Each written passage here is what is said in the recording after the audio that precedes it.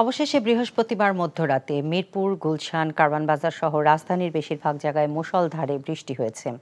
এর আগে পুরান ঢাকা ভিজিয়েছে এক পশলা বৃষ্টি। এছাড়া চট্টগ্রাম সহ দেশের বিভিন্ন স্থানেও বৃষ্টি হয়। এই বৃষ্টির স্বস্তি নিয়ে এসেছে নগর জীবনে। বিস্তারিত জানাচ্ছেন আবির আহমেদ। একটানা দীর্ঘ তাপপ্রবাহের পর বৃষ্টির দেখা পেল উত্তপ্ত নগর ঢাকা। ঢাকাবাসীর উষ্ণ দিনের আপাত অবসান ঘটিয়ে বৃহস্পতিবার মধ্যরাতে রাজধানীর বেশিরভাগ জায়গায় মুষলধারায় বৃষ্টি হয়। এতে জনজীবনে নেমে আসে স্বস্তি। আজকের এই বৃষ্টি আমাদের মনকে সতেজ করেছে, শহরকে শান্ত করেছে এবং সারা বাংলাদেশের মানুষকে একটি শান্তির অনুভূতি দিয়েছে। সেই বৃষ্টিটা আসলে খুবই আমাদের জন্য স্বস্তিদায়ক। এর আগে সূত্রাপুর, শনিয়াকড়া সহ পুরান ঢাকার বেশ কিছু এলাকায় বৃষ্টি নামে, যদিও অল্পই বৃষ্টি ছিল স্বল্প সময়। এদিকে বৃহস্পতিবার দিনভর চট্টগ্রাম বিভাগের জেলাগুলোতে বজ্রসহ বৃষ্টিপাতে কিছুটা স্বস্তি মিলেছে জনজীবনে। কোথাও কোথাও থেমে থেমে বৃষ্টি হয়েছে ঘণ্টাব্যাপী। দীর্ঘ অপেক্ষার পর বৃষ্টি যেন স্বস্তির সান্ত্বনা দিয়েছে এসব অঞ্চলের মানুষকে। আজকে হঠাৎ একটু বৃষ্টি হওয়াতে গরমটা খুব কমে গেছে। সেই বৃষ্টিটাতে আগে হয়তো তো ভালো হতো, আমরা কৃষক মানুষ, বৃষ্টিটা খুব প্রয়োজন ছিল। এছাড়া পর্যায়ক্রমে দেশের অন্য জেলাগুলোতে বৃষ্টি হতে পারে বলে জানিয়েছে আবহাওয়া অধিদপ্তর। ঢাকার যে তাপপ্রবাহ, আজকেও ঢাকাতে তাপপ্রবাহ আছে। আমরা আশা করছি যে এটা আজকে এবং আগামীকালকেও ঢাকাতে তাপপ্রবাহ থাকবে। এটা এমন হতে পারে 5 তারিখের পরে গিয়ে এই তাপপ্রবাহটা মৃদু আকার ধারণ করতে পারে, অথবা ঢাকাতে 5 তারিখের পরে তাপপ্রবাহ নাও থাকার সম্ভাবনা রয়েছে। আবির আহমেদ, এনটিভি নিউজ, ঢাকা। বিকাশে কম খরচে ক্যাশ আউটের লিমিট বেড়ে 50,000, প্রিয় এজেন্টও 2টা। আবহাওয়ার বৈরী আচরণের প্রভাবে সামনের বর্ষা মৌসুমে এবার দেশে বৃষ্টিপাত বেশি হতে পারে বলে মনে করছেন আবহাওয়া সংশ্লিষ্টরা। তারা বলছেন অতিবৃষ্টির কারণে বড় বন্যারও আশঙ্কা রয়েছে এবার। দেশের উত্তরাঞ্চল সহ মধ্যাঞ্চলে প্রতি বছর যে বন্যা হয় এবার তা রূপ নিতে পারে ব্যাপক আকারে। আবহাওয়ার রুদ্ররূপ নিয়ে ধারাবাহিকের 10ম পর্বে দেখুন হাসান মাহমুদের রিপোর্ট।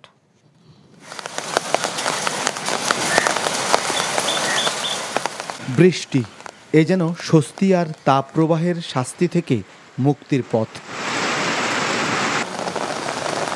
আবহাওয়া অধিদপ্তরের পরিসংখ্যান বলছে গেল 43 বছরের মধ্যে সবচেয়ে কম বৃষ্টি হয়েছে এবারের এপ্রিলে, যার গড় ছিল মাত্র 1 মিলিমিটার। 1981 সালের পর দেশে এটাই সর্বনিম্ন বৃষ্টিপাতের রেকর্ড এবং দেশের শুষ্কতম মাসও ছিল এপ্রিল। সার্বিকভাবে গড়ের তুলনায় 2024-এর এপ্রিলে 81% কম বৃষ্টিপাত হয়েছে। এখন পর্যন্ত এপ্রিল মাসে আমাদের বৃষ্টিপাতই হয়নি এভাবে। প্রকৃতি কিন্তু সবসময় একটু ব্যালেন্সের চেষ্টা করে। বর্ষাকাল আসে আমাদের জুনের থেকে, সেজন্য আমরা এক্সপেক্ট করছি হয়তো এখন পর্যন্ত আমাদের যে এক্সপেকটেশন হয়তো জুন মাস থেকে কিছুটা বৃষ্টির প্রবণতা বাড়তে পারে। এল নিনো বিদায় নিলে লা নিনো যখন চলে আসবে তখন কিন্তু লা নিনোর প্রভাবে বৃষ্টির প্রবণতা কিছু বাড়তে পারে। দক্ষিণ এশিয়ার আবহাওয়া বিশেষজ্ঞদের সম্মেলনে এবার এই অঞ্চলে স্বাভাবিকের চেয়ে বেশি বৃষ্টি হবার কথা বলা হয়েছে। বাংলাদেশের উজানে ভারতের রাজ্যগুলোতেও বৃষ্টি বেশি হওয়ার সম্ভাবনা রয়েছে এবার, যার ফলে আসছে বর্ষায় দেশে এবার বন্যা পরিস্থিতির অবনতির আশঙ্কা রয়েছে বলে মনে করছেন সংশ্লিষ্টরা। কিছুদিন পর প্রচুর পানি আসবে, বলা হচ্ছে যে পরিমাণ উষ্ণ আছে এবার হচ্ছে যে রেইনফলটা অনেক বাড়বে। তাহলে সিলেটে 3 বছর আগে যে বন্যা হয়েছে সেটা দ্বিগুণ হবে আমরা এবার ভাবছি। কারণ কি না, আমরা আশঙ্কা করছি এবং এটা হওয়ার সুযোগ আছে, কারণ আমরা অলরেডি মৈঠামইনে একটা বড় রাস্তা, যেটা আমরা কিছুদিন আগে উৎসব করলাম, এটা একটি বড় বন্যার বাধা হয়েছে। বাওলাই নামে একটি নদী আছে, যেই নদী দিয়ে পানিটি নামে, সেই নদীর কিন্তু এত কিছু বলার পরও গত 3 বছর সেটা ড্রেজিং করা হয় নাই এবং সেটা পানি বের করার কোনো রাস্তা করা হয় নাই। দক্ষিণ এশিয়ার বেশিরভাগ দেশেই এবার বর্ষা শক্তিশালী হয়ে উঠবে বলেই মত আবহাওয়াবিদদের। 1997 সালে এল নিনো অর্থাৎ উষ্ণ প্রশান্ত মহাসাগরীয় জলস্রোতের কারণে দেশে তাপমাত্রা বেশি ছিল খরাও। তার পরবর্তীতে অতিবৃষ্টি এবং বড় বন্যা দেখা দিয়েছিল দেশে। আবহাওয়াবিদরা বলছেন এবারও সে ধরনের একটি আশঙ্কা রয়েছে বড় বন্যার আর অতিবৃষ্টিরও। তবে সে পরিস্থিতি কতটা দেখা যায় সেজন্য অপেক্ষা করতে হবে। হাসান মাহমুদ, এনটিভি নিউজ, ঢাকা। যুক্তরাষ্ট্রে যেভাবে আন্দোলন দমানো হচ্ছে, বাংলাদেশের সরকার উৎখাতের আন্দোলন হলে সেভাবেই দমানোর জন্য পুলিশকে নির্দেশ দেওয়া হবে বলে জানিয়েছেন প্রধানমন্ত্রী শেখ হাসিনা। বৃহস্পতিবার গণভবনে সংবাদ সম্মেলনে তিনি একথা জানান। বাম রাজনীতিকরা সরকার উৎখাত করতে চায় উল্লেখ করে শেখ হাসিনা প্রশ্ন রাখেন, তাকে সরিয়ে কাকে ক্ষমতায় আনতে চান তারা। নাজরানা চৌধুরীর রিপোর্টে দেখুন বিস্তারিত। ইউএনএসকেপের ৮০তম সম্মেলন ও থাইল্যান্ডের প্রধানমন্ত্রীর আমন্ত্রণে প্রধানমন্ত্রী শেখ হাসিনা গত ২৪ এপ্রিল থেকে ২৯ এপ্রিল পর্যন্ত থাইল্যান্ড সফর করেন। সফরে থাইল্যান্ডের রাজা এবং প্রধানমন্ত্রীর সাথে পৃথকভাবে বৈঠক করেন তিনি। সফরের বিস্তারিত তুলে ধরতে বৃহস্পতিবার গণভবনে এক সংবাদ সম্মেলন করেন সরকার প্রধান। বলেন, আঞ্চলিক সহযোগিতা বাড়ানোর ক্ষেত্রে এই সফর গুরুত্বপূর্ণ ভূমিকা রাখবে। দুই দেশে ব্যবসা বাণিজ্য এবং অভিজ্ঞতা বিনিময়ের একটা ভালো সুযোগ সৃষ্টি হয়েছে, যেটা ভবিষ্যতে আর্থসামাজিক ক্ষেত্রে কাজে লাগবে। সফরের বিভিন্ন বিষয়ের পাশাপাশি সংবাদ সম্মেলনে উঠে আসে সাম্প্রতিক নানা ইস্যু। ফিলিস্তিন ইস্যুতে মার্কিন যুক্তরাষ্ট্রের বিশ্ববিদ্যালয়গুলোতে যে আন্দোলন চলছে তাতে মানবাধিকারের লঙ্ঘন ঘটছে বলেও উল্লেখ করেন প্রধানমন্ত্রী শেখ হাসিনা। ৯০০ ছাত্র, প্রফেসর থেকে শুরু করে সব গ্রেপ্তার হয়েছে এই আন্দোলন করার জন্য একমাত্র আমেরিকায়। আর এটা নাকি গণতন্ত্রের একটা অংশ, সেটা আমাদের শুনতে হয়। যেভাবে একজন প্রফেসরকে দাবড়ে ধরে মাটিতে ফেলে গ্রেপ্তার করা হলো, হ্যান্ডকাপ পরানো হলো, অবশ্য আবার তাদের কাছে আমাদের মানবাধিকারের কথাও শুনতে, সবক নিতে হয়। অতি বাম ও অতি ডানপন্থীরা মিলে সরকার উৎখাতের চেষ্টা চালাচ্ছে। কয়েকদিন আগে প্রধানমন্ত্রীর এমন বক্তব্যের বিষয়ে জানতে চাইলে শেখ হাসিনা বলেন, বামেরা এখন তাদের আদর্শ থেকে ৯০ ডিগ্রি ঘুরে গেছেন। যারা অতি বাম আমরা সবসময় মনে করি তারা খুব প্রোগ্রেসিভ, গণমুখী দল ইত্যাদি ইত্যাদি, ঠিক আছে, তারা আমাকে উৎখাত করবে। পরবর্তীতে কে আসবে তাহলে? সেটাকে ঠিক করতে পেরেছে? সেটাই তো আমার প্রশ্ন। কারা আসবে? কে আসবে ক্ষমতায়? কে দেশের জন্য কাজ করবে? আমরা যদি আমেরিকার স্টাইলে আন্দোলন বা আমাদের পুলিশকে যদি বলে দিই যে আমেরিকা পুলিশ যেভাবে মানে আন্দোলন থামায় সেটা অনুসরণ করতে পারে, কারণ আমরা তো ধৈর্য ধরতে বলেছিলাম। সেই ২৮ অক্টোবরের কথা মনে আছে ২০২৩ সালের। আমি তো বলছিলাম পুলিশকে ধৈর্য ধরতে যে তাদেরকে পিটিয়ে হত্যা করেছে, মারছে। দেশের বাজার পরিস্থিতির বিষয়ে সরকার প্রধান বলেন, মূল্যস্ফীতির কারণে নির্দিষ্ট আয়ের মানুষের কষ্ট হচ্ছে, তবে বিশ্বজুড়েই এই পরিস্থিতি বিদ্যমান উল্লেখ করে শেখ হাসিনা বলেন, দেশের কিছু অসাধু ব্যবসায়ী আছেন যারা এই সুযোগ কাজে লাগিয়ে অবৈধ ফায়দা নিতে চায়। আন্দোলনের নামে যখন আপনি মানুষকে সম্পৃক্ত করতে পারেন না, তখন তো ষড়যন্ত্রটাই স্থান পায়। তো সেই ক্ষেত্রে কিছু কিছু তো চক্রান্ত হয়, চেষ্টা করা হয়। আর কিছু আছে ব্যবসায়ী অধিক মুনাফার লোভেও এই ধরনের ঘটনা ঘটায়। কারসাজি করে, এটা ঠিকই, হোর্ডিং করে রাখে, মজুত করে রাখে, নষ্ট হয়ে যায়, পচে যায়, তারপরেও দেখা যাচ্ছে মজুত করে রেখে কৃত্রিমভাবে দাম বাড়ানোর একটা চেষ্টা করে। এ বিষয়টা কিন্তু আমাদের নজরে এসেছে। যেসব রাজনৈতিক দল নির্বাচন বর্জন করছে তাদের জয়ের সম্ভাবনা নেই বলেই তারা এই সিদ্ধান্ত নিয়েছে। সেটা হলো বাস্তবতা। নজরানা চৌধুরী, এনটিভি নিউজ, ঢাকা। দেশে বেগম খালেদা জিয়ার পূর্ণ চিকিৎসা সম্ভব নয় বলে জানিয়েছেন তার ব্যক্তিগত চিকিৎসক ও বিএনপির vice chairman doctor AZM Zahid Hossain. বৃহস্পতিবার রাতে এভারকেয়ার হাসপাতাল থেকে বেগম জিয়া বাসায় পৌঁছানোর পর সাংবাদিকদের তিনি একথা জানান। ডাক্তার জাহিদ বলেন, যত দ্রুত বেগম জিয়াকে লিভার ট্রান্সপ্লান্টের জন্য বিদেশ নেওয়া যাবে তত দ্রুত তিনি সুস্থ হয়ে উঠবেন। সাবেক এই প্রধানমন্ত্রীকে বিদেশ নিতে বারবার সরকারের কাছে আবেদন করলেও কোনো সাড়া পাওয়া যায়নি বলে জানান তার ব্যক্তিগত চিকিৎসক। এর আগে বুধবার রাতে পরীক্ষা নিরীক্ষা ও চিকিৎসার জন্য বেগম জিয়াকে এভারকেয়ার হাসপাতালে নেওয়া হয়। চিকিৎসার পর শারীরিক অবস্থার উন্নতি হলে বেগম জিয়াকে হাসপাতাল থেকে রিলিজ দেন চিকিৎসকরা। সুস্থ কর্মক্ষম হয়ে চলার জন্য যে চিকিৎসা প্রয়োজন সেটি তো এই দেশে দেওয়া যাচ্ছে না। বারবার পরিবারের পক্ষ থেকে আবেদন করা হয়েছে, কিন্তু কোনো আবেদনই ফলপ্রসূ হয়নি। ওনার লিভার ট্রান্সপ্লান্টেশন অথবা আর্টিফিশিয়াল লিভার রিপ্লেসমেন্টের জন্য যে ধরনের সুযোগ সুবিধা এবং চিকিৎসা প্রয়োজন তার কোনোটাই এই দেশে তো নেই, আশেপাশে অনেক জায়গায় নেই। বদলে যাচ্ছে যশোর বেনাপোল, যশোর খুলনা ও মোংলা সড়ক। চলছে 2 লেন থেকে 6 লেনের কাজ। এতে সহজ হবে দেশের দক্ষিণ পশ্চিমাঞ্চলের সাথে সড়ক যোগাযোগ। এসব কাজ শেষ হলে খুলনা থেকে 2-3 ঘন্টার মধ্যে পৌঁছে যাবে ঢাকা।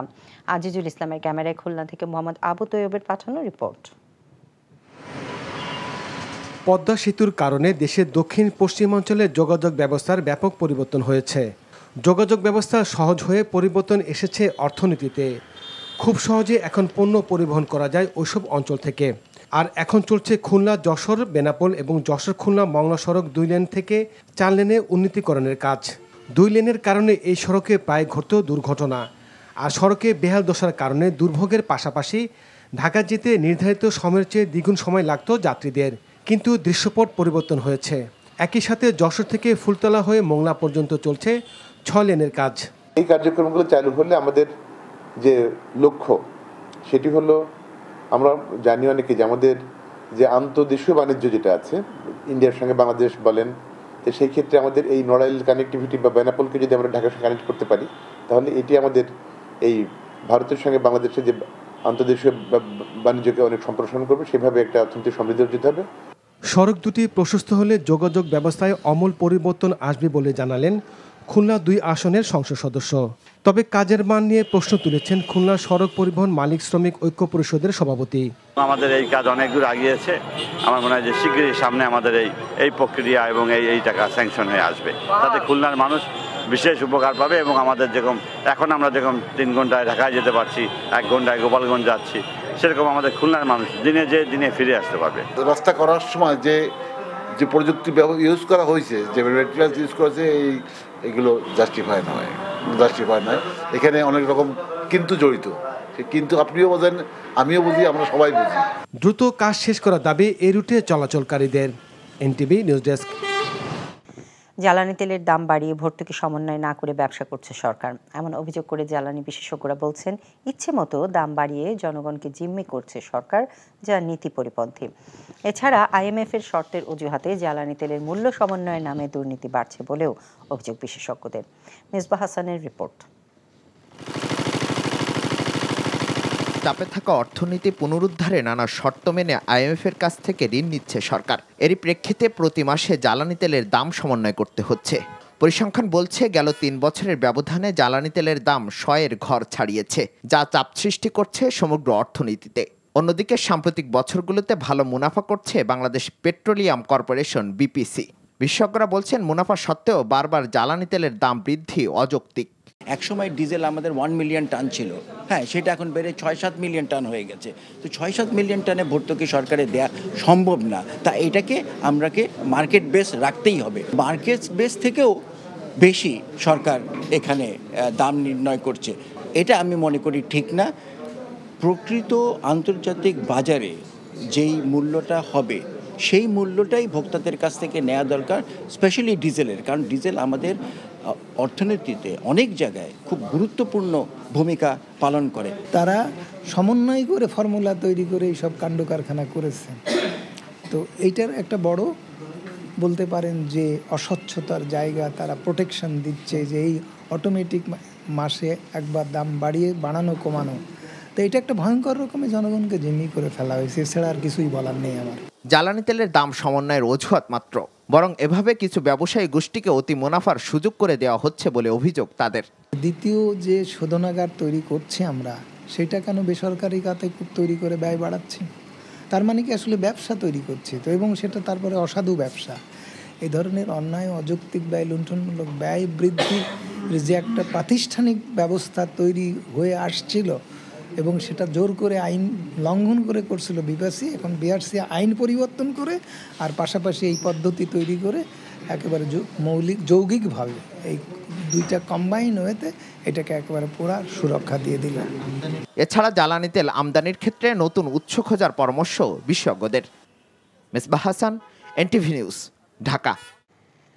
টানা দাবদাহের পর গতকাল স্বস্তির বৃষ্টি হয়েছে রাজধানীতে। এ বিষয়ে জানতে যাচ্ছে শেরেবাংলা নগর, সেখানে আছেন আমাদের সিনিয়র করেসপন্ডেন্ট মইদুল ইসলাম। আমরা সরাসরি যুক্ত হচ্ছি তার সাথে। মইদুল, রাজধানী সহ সারা দেশে আজও কি বৃষ্টির কোনো সম্ভাবনা আছে কিনা, এই বিষয়ে আবহাওয়া অফিস থেকে কোনো তথ্য পেয়েছেন কিনা আপনি?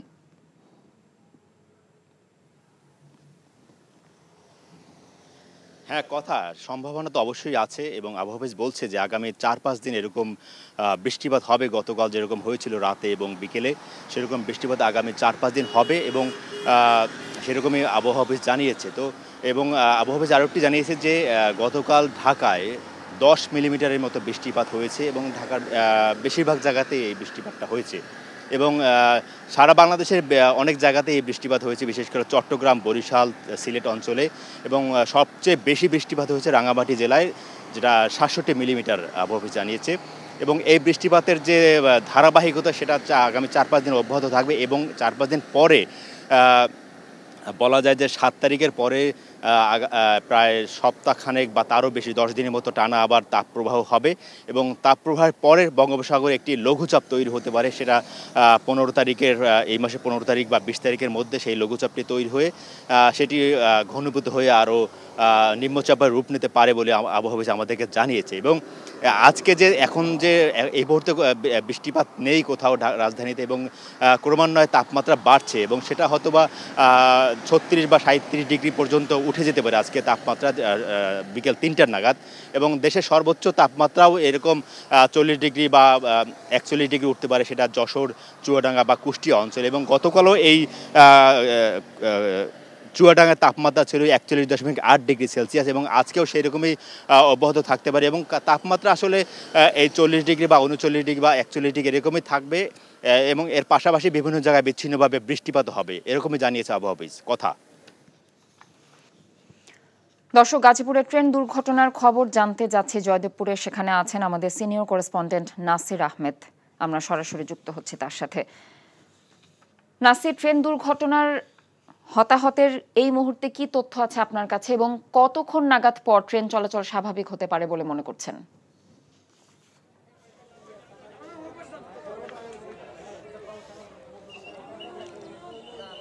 কথা সকাল 11টার কিছু আগে ঢাকা টাঙ্গাইল থেকে ঢাকাগামী টাঙ্গাইল কমিউটার ট্রেনটি সে সময় ঢাকা থেকে ছেড়ে যাওয়া ময়মনসিংহের দিকে ছেড়ে যাওয়া তেলবাহী একটি ট্রেন একই লাইনে ছিল, যার ফলে ওই কমিউটার ট্রেন, যাত্রীবাহী কমিউটার ট্রেন এবং মালবাহী ট্রেনটি তারা মুখোমুখি সংঘর্ষ হয়ে যায় এবং উভয় ট্রেনের গতি ছিল আসলে অনেকটাই কম, যার জন্য ট্রেনটি মুখোমুখি সংঘর্ষ হওয়ার পরে হতাহতের ঘটনা তেমন এখানে ঘটেনি। শুধু দুই ট্রেনের যে দুই চালক এবং দুইজন হেল্পার তারা আহত হয়েছে এবং গুরুতর আহত হয়েছেন, তাদেরকে এখান থেকে উদ্ধার করে হাসপাতালে চিকিৎসার জন্য নেওয়া হয়েছে। এদিকে ট্রেনের মালবাহী ট্রেনের 5টি বগি আপনার লাইনচ্যুত হয়েছে, আপনি এখন যেটা দেখতে পাচ্ছেন, এবং এছাড়াও যাত্রীবাহী ট্রেনের 5টি বগি লাইনচ্যুত হয়েছে এবং এই লাইনচ্যুত হওয়ার ঘটনায় এখনো কোনো হতাহতের কোনো খবর আসলে পাওয়া যায়নি। আর বিশেষ করে এখনো ঢাকা টাঙ্গাইল এবং ঢাকা রাজশাহী এই ট্রেন লাইনে সকল প্রকার ট্রেন চলাচল বন্ধ রয়েছে। এখনো উদ্ধার ঢাকা টাঙ্গাইল এবং ঢাকা রাজশাহী এই ট্রেন লাইনে সকল প্রকার ট্রেন চলাচল বন্ধ রয়েছে। এখনো উদ্ধারকারী কোনো ট্রেন এখনো এখানে আসেনি। উদ্ধারকারী ট্রেন এখানে আসলে হয়তোবা ট্রেন উদ্ধারের কাজ শুরু হবে এবং তারা এখানে রেলওয়ে কর্তৃপক্ষ যেটা বললেন যে 1-2 ঘন্টার মধ্যে হয়তো উদ্ধারকারী ট্রেন চলে আসবে এবং তাদের উদ্ধার কাজ হয়তো তারা শুরু করবে দুপুরের মধ্যেই। এই ছিল। আর এসে বিশেষ করে এখানে উদ্ধার কাজ তেমন হতাহত না হওয়ায় উদ্ধার কাজ এই পর্যন্ত ছিল। আহত 4 জন এবং 10টি বগি লাইনচ্যুত 2 ট্রেনের। এই ছিল সর্বশেষ অবস্থা। কথা গাজীপুর থেকে জানছিলাম ট্রেনের বগি লাইনচ্যুতের খবর। জ্বালানি তেলের দাম বাড়িয়ে ভর্তুকি সমন্বয় না করে ব্যবসা করছে সরকার, এমন অভিযোগ করে জ্বালানি বিশেষজ্ঞরা বলছেন ইচ্ছেমতো দাম বাড়িয়ে জনগণকে জিম্মি করছে সরকার, যা নীতি পরিপন্থী। এছাড়া IMF এর শর্তের অজুহাতে জ্বালানি তেলের মূল্য সমন্বয়ের নামে দুর্নীতি বাড়ছে বলে অভিযোগ বিশেষজ্ঞদের। মেজবা হাসানের রিপোর্ট। চাপে থাকা অর্থনীতি পুনরুদ্ধারে নানা শর্ত মেনে IMF এর কাছ থেকে ঋণ নিচ্ছে সরকার। এরই প্রেক্ষিতে প্রতি মাসে জ্বালানি তেলের দাম সমন্বয় করতে হচ্ছে। পরিসংখ্যান বলছে গেল 3 বছরের ব্যবধানে জ্বালানি তেলের দাম 100-এর ঘর ছাড়িয়েছে, যা চাপ সৃষ্টি করছে সমগ্র অর্থনীতিতে। অন্যদিকে সাম্প্রতিক বছরগুলোতে ভালো মুনাফা করছে বাংলাদেশ পেট্রোলিয়াম কর্পোরেশন BPC। বিশেষজ্ঞরা বলছেন মুনাফা সত্ত্বেও বারবার জ্বালানি তেলের দাম বৃদ্ধি অযৌক্তিক। একসময় ডিজেল আমাদের 1 মিলিয়ন টান ছিল, হ্যাঁ, সেটা এখন বেড়ে 6-7 মিলিয়ন টান হয়ে গেছে। তো 6-7 মিলিয়ন টানে ভর্তুকি সরকারের দেয়া সম্ভব না, তা এটাকে আমরাকে মার্কেট বেস রাখতেই হবে। মার্কেট বেস থেকেও বেশি সরকার এখানে দাম নির্ণয় করছে, এটা আমি মনে করি ঠিক না। প্রকৃত আন্তর্জাতিক বাজারে যেই মূল্যটা হবে সেই মূল্যটাই ভোক্তাদের কাছ থেকে নেওয়া দরকার, স্পেশালি ডিজেলের, কারণ ডিজেল আমাদের অর্থনীতিতে অনেক জায়গায় খুব গুরুত্বপূর্ণ ভূমিকা পালন করে। তারা সমন্বয় করে ফর্মুলা তৈরি করে এইসব কাণ্ড কারখানা করেছে। তো এইটার একটা বড় বলতে পারেন যে অস্বচ্ছতার জায়গা, তারা প্রোটেকশন দিচ্ছে যে এই অটোমেটিক মাসে একবার দাম বাড়ানো কমানো। তো এটা একটা ভয়ঙ্কর রকমের জনগণকে জিম্মি করে ফেলা হয়েছে, এছাড়া আর কিছুই বলার নেই আমার। জ্বালানি তেলের দাম সমন্বয়ের অজুহাত মাত্র, বরং এভাবে কিছু ব্যবসায়ী গোষ্ঠীকে অতি মুনাফার সুযোগ করে দেওয়া হচ্ছে বলে অভিযোগ তাদের। দ্বিতীয় যে শোধনাগার তৈরি করছি আমরা, সেটা কেন বেসরকারি খাতে খুব তৈরি করে ব্যয় বাড়াচ্ছি? তার মানে কি আসলে ব্যবসা তৈরি করছি তো, এবং সেটা তারপরে অসাধু ব্যবসা। এই ধরনের অন্যায়, অযৌক্তিক ব্যয়, লুণ্ঠনমূলক ব্যয় বৃদ্ধির যে একটা প্রাতিষ্ঠানিক ব্যবস্থা তৈরি হয়ে আসছিল এবং সেটা জোর করে আইন লঙ্ঘন করে করছিল বিপিসি, এখন বিআরসি আইন পরিবর্তন করে আর পাশাপাশি এই পদ্ধতি তৈরি করে একেবারে যৌগিকভাবে এই দুইটা কম্বাইন হয়েতে এটাকে একেবারে পুরা সুরক্ষা দিয়ে দিল। এছাড়া জ্বালানি তেল আমদানির ক্ষেত্রে নতুন উৎস খোঁজার পরামর্শ বিশেষজ্ঞদের। মেসবাহ হাসান, এনটিভি নিউজ, ঢাকা। বাজার পরিস্থিতির খবর জানতে এখন যাচ্ছি মোহাম্মদপুর টাউন হল বাজারে। সেখানে আছেন আমাদের স্টাফ করেসপন্ডেন্ট মেসবাহ হাসান। আমরা সরাসরি যুক্ত হচ্ছি তার সাথে। মেসবাহ, আজকে বাজার পরিস্থিতি সম্পর্কে আমাদের বিস্তারিত জানাবেন।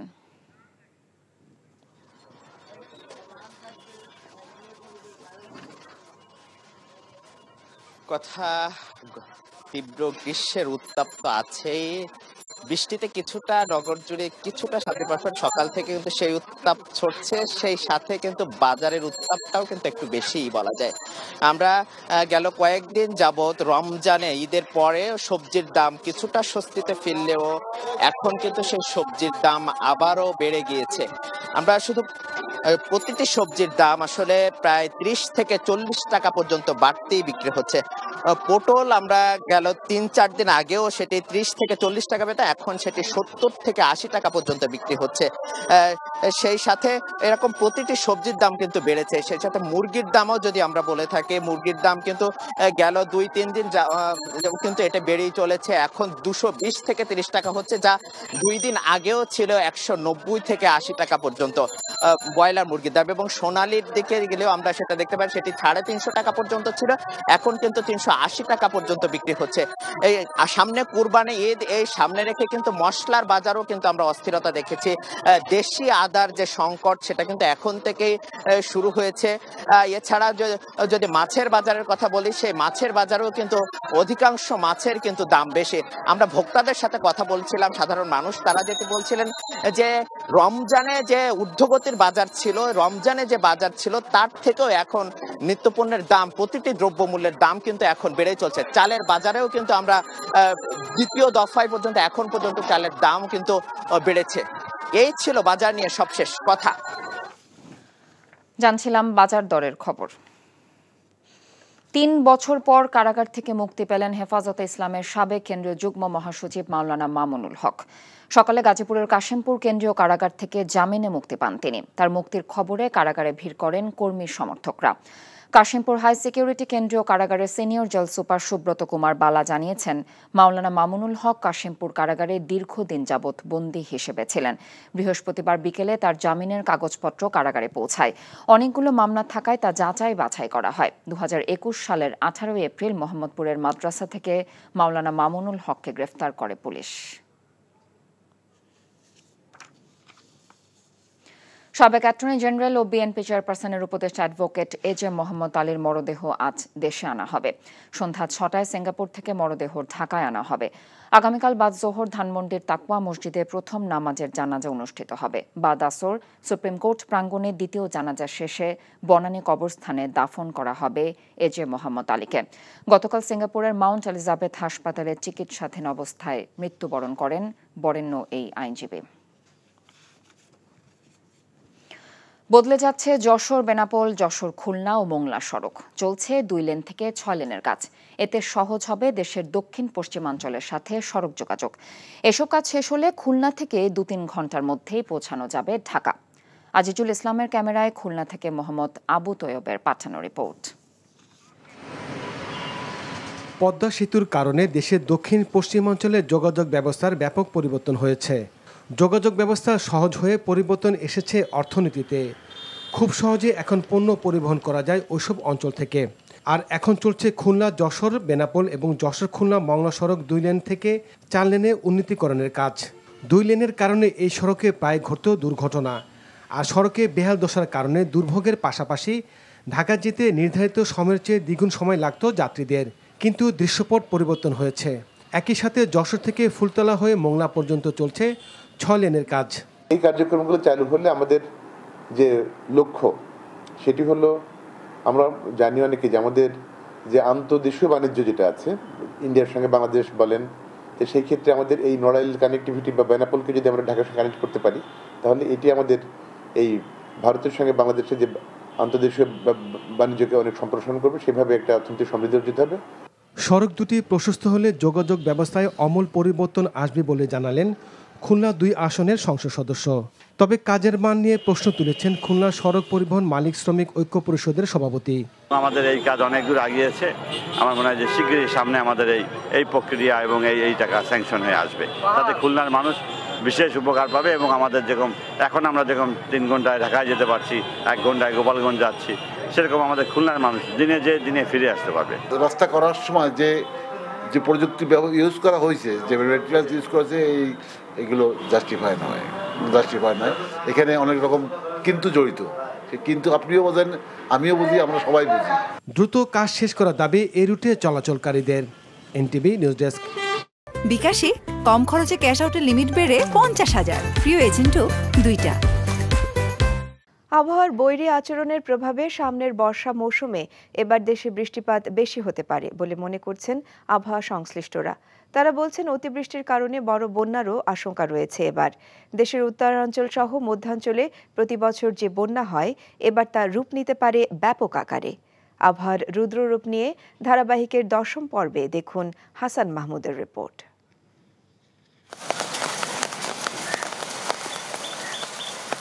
বৃষ্টি এ যেন স্বস্তি আর তাপ প্রবাহের শাস্তি থেকে মুক্তির পথ।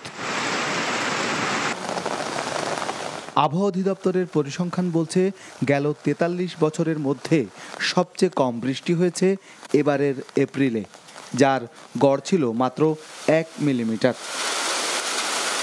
1981 সালের পর দেশে এটাই সর্বনিম্ন বৃষ্টিপাতের রেকর্ড এবং দেশের শুষ্কতম মাসও ছিল এপ্রিল। সার্বিকভাবে গড়ের তুলনায় 2024-এর এপ্রিলে 81% কম বৃষ্টিপাত হয়েছে। এখন পর্যন্ত এপ্রিল মাসে আমাদের বৃষ্টিপাতই হয়নি এভাবে। প্রকৃতি কিন্তু সবসময় একটু ব্যালেন্সের চেষ্টা করে। বর্ষাকাল আসে আমাদের জুনের থেকে, সেজন্য আমরা এক্সপেক্ট করছি হয়তো এখন পর্যন্ত আমাদের যে এক্সপেকটেশন হয়তো জুন মাস থেকে কিছুটা বৃষ্টির প্রবণতা বাড়তে পারে। এল নিনো বিদায় নিলে লা নিনো যখন চলে আসবে, তখন কিন্তু লা নিনোর প্রভাবে বৃষ্টির প্রবণতা কিছু বাড়তে পারে। দক্ষিণ এশিয়ার আবহাওয়া বিশেষজ্ঞদের সম্মেলনে এবার এই অঞ্চলে স্বাভাবিকের চেয়ে বেশি বৃষ্টি হবার কথা বলা হয়েছে। বাংলাদেশের উজানে ভারতের রাজ্যগুলোতেও বৃষ্টি বেশি হওয়ার সম্ভাবনা রয়েছে এবার, যার ফলে আসছে বর্ষায় দেশে এবার বন্যা পরিস্থিতির অবনতির আশঙ্কা রয়েছে বলে মনে করছেন সংশ্লিষ্টরা। কিছুদিন পর প্রচুর পানি আসবে, বলা হচ্ছে যে পরিমাণ উষ্ণ আছে, এবার হচ্ছে যে রেইনফলটা অনেক বাড়বে। তাহলে সিলেটে 3 বছর আগে যে বন্যা হয়েছে সেটা দ্বিগুণ হবে আমরা এবার ভাবছি। কারণ কি না, আমরা আশঙ্কা করছি এবং এটা হওয়ার সুযোগ আছে, কারণ আমরা অলরেডি মৈঠামৈনি একটা বড় রাস্তা, যেটা আমরা কিছুদিন আগে উৎসব করলাম, এটা একটি বড় বন্যার বাধা হয়েছে। বাউলাই নামে একটি নদী আছে, যেই নদী দিয়ে পানিটি নামে, সেই নদীর কিন্তু এত কিছু বলার পরও গত 3 বছর সেটা ড্রেজিং করা হয় নাই এবং সেটা পানি বের করার কোনো রাস্তা করা হয় নাই। দক্ষিণ এশিয়ার বেশিরভাগ দেশেই এবার বর্ষা শক্তিশালী হয়ে উঠবে বলেই মত আবহাওয়াবিদদের। 1997 সালে এল নিনো অর্থাৎ উষ্ণ প্রশান্ত মহাসাগরীয় জলস্রোতের কারণে দেশে তাপমাত্রা বেশি ছিল খরাও। তার পরবর্তীতে অতিবৃষ্টি এবং বড় বন্যা দেখা দিয়েছিল দেশে। আবহাওয়াবিদরা বলছেন এবারও সে ধরনের একটি আশঙ্কা রয়েছে বড় বন্যার আর অতিবৃষ্টিরও। তবে সে পরিস্থিতি কতটা দেখা যায় সেজন্য অপেক্ষা করতে হবে। হাসান মাহমুদ, এনটিভি নিউজ, ঢাকা। বৃষ্টির পরেও ভ্যাপসা গরমে অস্বস্তিতে রাজধানীবাসী। তবে আবহাওয়া অফিস বলছে সোমবার থেকে কয়েকদিনের টানা বৃষ্টিতে দেশের তাপমাত্রা কমবে আর দেশের অনেক স্থানেই মে মাসের মাঝামাঝি পর্যন্ত তাপপ্রবাহ থাকবে। মধ্য মেতে বঙ্গোপসাগরে একাধিক লঘুচাপ ও নিম্নচাপের পূর্বাভাসও রয়েছে। মইদুল ইসলামের রিপোর্ট। তীব্র তাপপ্রবাহের অসহনীয় গরমের পর বৃহস্পতিবার রাতে রাজধানীসহ অনেক এলাকায় হয়েছে কাঙ্ক্ষিত বৃষ্টি। তখন যেন স্বস্তি ফিরে পায় প্রাণ প্রকৃতি। কিন্তু দেশের উত্তর এবং উত্তর পশ্চিমাঞ্চল সহ অনেক এলাকায় তেমন বৃষ্টিপাত না হওয়ায় সেখানে অব্যাহত আছে অসহনীয় তাপপ্রবাহ। আগামী সোমবারের পর থেকে সারা দেশেই বাড়বে বৃষ্টিপাত। কয়েকটি কালবৈশাখী ঝড়সহ বয়ে যেতে পারে দমকা হাওয়া, সেই সাথে কমবে তাপমাত্রা। ৬ তারিখ থেকে মোটামুটি সারা দেশে তাপপ্রবাহটা অনেকটা প্রশমিত হবে এবং প্রশমিত হবে অর্থাৎ ৬ তারিখ থেকে দেশে অনেক জায়গাতে বৃষ্টিপাতের প্রবণতাটা বৃদ্ধি পাবে। এখন যেভাবে দেখছি আমরা দেশের পূর্বাঞ্চলে অর্থাৎ চট্টগ্রাম, সিলেট, বরিশালে অঞ্চলে, ঢাকা বিভাগ উত্তর পূর্ব পাশের দিকে বৃষ্টিপাতের প্রবণতা বেশি আছে এবং ৬ তারিখ থেকে বৃষ্টিপাতের এলাকাটা বৃদ্ধি পাবে এবং সারা দেশে বৃষ্টিপাতটা হবে। তখন কিন্তু তাপপ্রবাহটা অনেকটা সহনীয় অবস্থায় আসবে। মে মাসের মাঝামাঝি সময় বা দ্বিতীয়ার্ধে বঙ্গোপসাগরে একাধিক লঘুচাপ তৈরি হতে পারে বলে জানিয়েছে আবহাওয়া অধিদপ্তর। লঘুচাপ নিম্নচাপে পরিণত হয়ে তা ঘূর্ণিঝড়ে রূপ নিতে পারে বলেও জানিয়েছে প্রতিষ্ঠানটি। মে মাসের যে দেখা যাচ্ছে যে বঙ্গোপসাগরে 1 থেকে 2টি লঘুচাপ তৈরি হতে পারে, তার মধ্যে একটি নিম্নচাপ বা ঘূর্ণিঝড় রূপ নিতে পারে, এটা মে মাসের দ্বিতীয়ার্ধে। এদিকে মে মাস জুড়ে সারা দেশেই স্বাভাবিক বৃষ্টিপাত হতে পারে, তাই এপ্রিল মাসের মতো অতি তীব্র তাপপ্রবাহের আশঙ্কা নেই বলেও জানিয়েছে আবহাওয়া অধিদপ্তর। মইদুল ইসলাম, এনটিভি নিউজ, ঢাকা। আওয়ামী লীগ সাধারণ সম্পাদক ওবায়দুল কাদের বলেছেন, বিএনপি নেতাদের মাঠের রাজনীতিতে ব্যর্থতার কারণেই তারা বেগম খালেদা জিয়াকে মুক্ত করতে পারেননি। সকালে দলীয় সভাপতির ধানমন্ডি কার্যালয়ে ব্রিফিংয়ে তিনি একথা বলেন। দেশি বিদেশি চাপ সামলাতে মুক্তিযুদ্ধের পক্ষের দলগুলোকে নিয়ে রাজনীতি করার কথাও বলেন তিনি। তামজিদ সুমনের রিপোর্ট। ব্রিফিংয়ে আওয়ামী লীগের সাধারণ সম্পাদক দলের আগামী দিনের বিভিন্ন কর্মসূচি তুলে ধরেন। জানান, আওয়ামী লীগের হীরক জয়ন্তী ও শেখ হাসিনার স্বদেশ প্রত্যাবর্তন উপলক্ষে কর্মসূচি পালন করা হবে। প্রশ্নের জবাবে কাদের বলেন, দেশের বিরোধী দলের বিবৃতি সর্বস্ব রাজনীতি তাদেরকে জনবিমুখ করেছে। আওয়ামী লীগের কারণে বেগম জিয়াকে বিদেশে পাঠানো হচ্ছে না, বিএনপির এমন অভিযোগের জবাব দেন তিনি। বলেন, আইনি যুদ্ধে ব্যর্থতায় আইনি ফাঁদে আটকে আছেন বেগম জিয়া। 1 বছর যে বিচার শেষ হতো সেটা 10 বছরেও শেষ হয়নি। এটার জন্য বিএনপির নেতারা দায়ী। তারা লিগ্যাল ব্যাটেল করতেও ব্যর্থ হয়েছে বেগম জিয়ার জন্য। আবার তারা রাজপথে এমন কোনো দৃষ্টান্ত তারা স্থাপন করতে পারেননি যে বেগম জিয়ার মুক্তির দাবিতে একটা দেখার মতো একটা বিক্ষোভ মিছিল তারা করতে ব্যর্থ হয়েছে। বিদেশি চাপ সৃষ্টিকারী দেশগুলো এখন নিজেরাই চাপে রয়েছে মন্তব্য করে কাদের বলেন, তাদের চাপ মোকাবেলায় আরও সুসংগঠিত ও ঐক্যবদ্ধ রাজনীতি করতে হবে। দেশের দায়িত্ব পালন করতে গিয়ে এই চাপগুলো তো আমরাই অনুভব করি। আমাদের আরও সুসংগঠিত হতে হবে, ঐক্যবদ্ধ হতে হবে। জোটের রাজনীতিও আমাদের 14 দলীয় জোট, এই রাজনীতিটা তো আমাদের মুক্তিযুদ্ধের পক্ষের শক্তি হিসাবে এদেরকেও আমাদের কাছে টানতে হবে। বাস্তব কঠিন পরিস্থিতিকে মোকাবেলা করতে হবে। উপজেলা নির্বাচনের বিষয়ে প্রধানমন্ত্রীর সুস্পষ্ট নির্দেশনা রয়েছে জানিয়ে তিনি বলেন, ভোট যেন কোনোভাবেই প্রভাবিত না হয় সেসব দায়িত্ব পালন করবে আওয়ামী লীগ। তামজিদ সুমন, এনটিভি নিউজ, ঢাকা। কাকে সরিয়ে কাকে ক্ষমতায় বসানো হবে সেই সিদ্ধান্ত জনগণ নেবে মন্তব্য করে বিএনপির যুগ্ম মহাসচিব রিজভী আহমেদ দাবি করেছেন, সরকার পতনের আশঙ্কায় বিদেশে পাড়ি জমাচ্ছেন আওয়ামী লীগ নেতারা।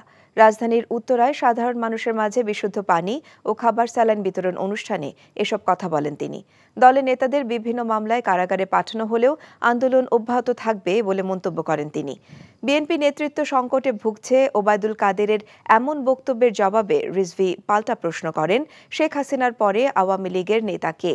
ক্ষমতাসীনদের লুটপাট, নদী ভরাট, বনাঞ্চল ধ্বংসের জন্য দেশে বিরূপ আবহাওয়া বিরাজ করছে বলেও অভিযোগ করেন তিনি। প্রধানমন্ত্রী বলছে যে অনেক রাজনৈতিক দল আমাকে উচ্ছেদ করতে চায়। আমাকে উচ্ছেদ করে কাকে বসাবে?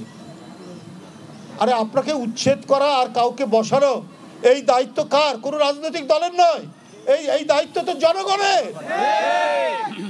আপনি তার মালিকানা কেড়ে নিয়েছেন, তাকে মালিকানা ফেরত দেন।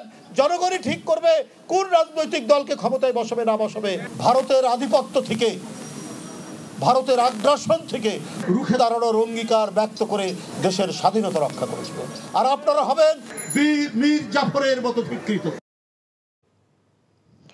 চলতি বছরের এসএসসি ও সমমান পরীক্ষার ফল প্রকাশ করা হবে আগামী 12 মে। ওই দিন সকাল 10টায় গণভবনে প্রধানমন্ত্রী শেখ হাসিনার কাছে ফল হস্তান্তর করা হবে বলে জানানো হয়েছে শিক্ষা মন্ত্রণালয়ের তরফ থেকে। 9টি শিক্ষা বোর্ডের অধীনে এবারের পরীক্ষায় অংশ নেয় 20,24,000 শিক্ষার্থী। 15 ফেব্রুয়ারি শুরু হয়ে এসএসসি ও কারিগরি বোর্ডের লিখিত পরীক্ষা শেষ হয় 12 মার্চ, আর মাদ্রাসা বোর্ডে দাখিল পরীক্ষা শেষ হয় 14 মার্চ।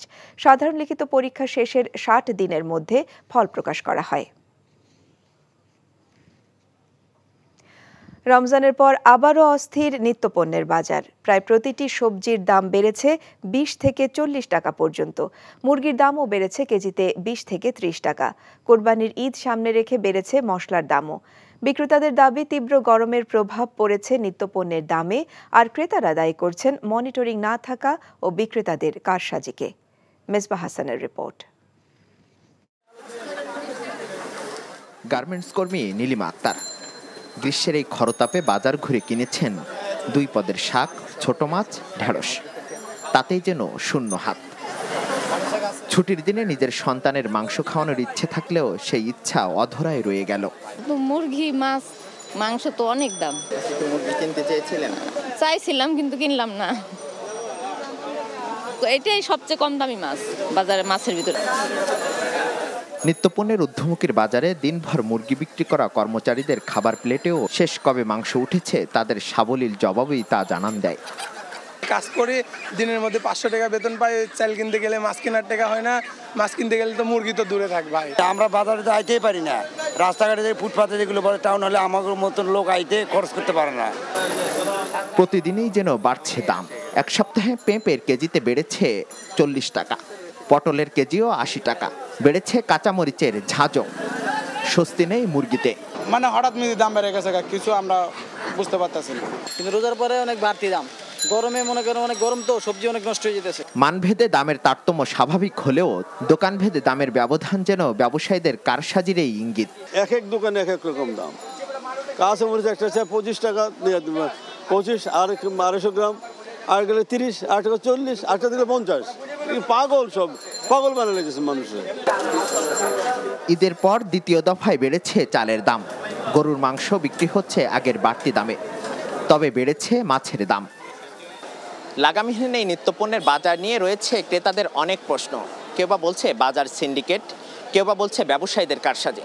কিন্তু আসলে এই লাগামহীন নিত্যপণ্যের বাজার কেনই বা এত ঊর্ধ্বগতি, তার সঠিক জবাব নেই ক্রেতাদের কাছে। তাদের একটি দাবি যে সরকারের পক্ষ থেকে যথাযথ পদক্ষেপের মাধ্যমেই পারে বাজার নিয়ন্ত্রণ করতে।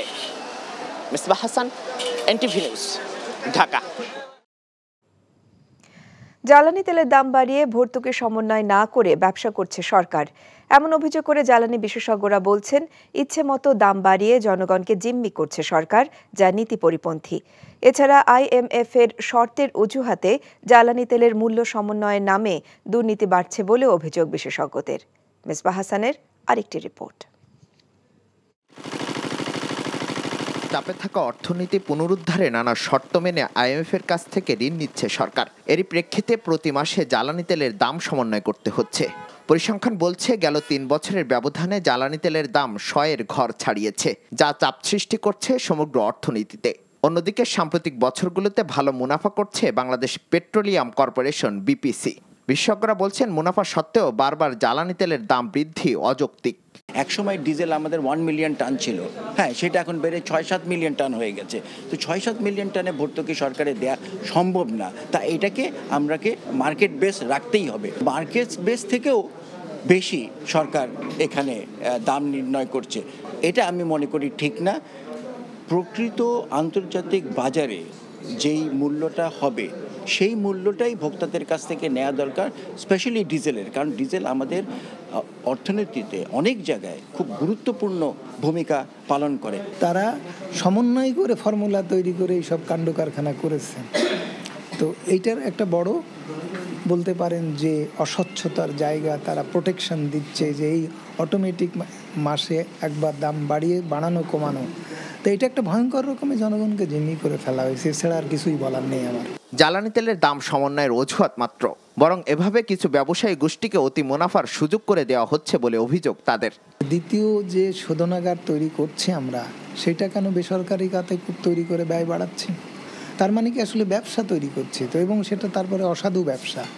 এই ধরনের অন্যায়, অযৌক্তিক ব্যয়, লুণ্ঠনমূলক ব্যয় বৃদ্ধি যে একটা প্রাতিষ্ঠানিক ব্যবস্থা তৈরি হয়ে আসছিল এবং সেটা জোর করে আইন লঙ্ঘন করে করছিল বিপিসি, এখন বিআরসি আইন পরিবর্তন করে আর পাশাপাশি এই পদ্ধতি তৈরি করে একেবারে যৌগিকভাবে এই দুইটা কম্বাইন হয়েতে এটাকে একেবারে পুরা সুরক্ষা দিয়ে দিল।